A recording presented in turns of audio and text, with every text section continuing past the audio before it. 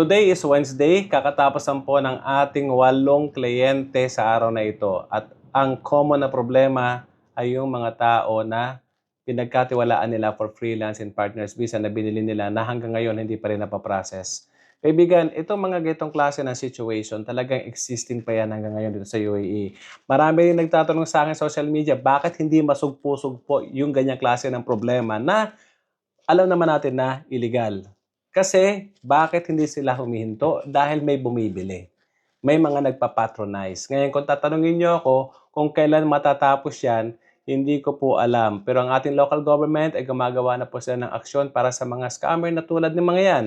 Para at least mahinto na. But again, ulitin ko, hindi basta-basta mapupuksa yan kung may mga taong bumibili ng kanilang binibentang illegal na visas.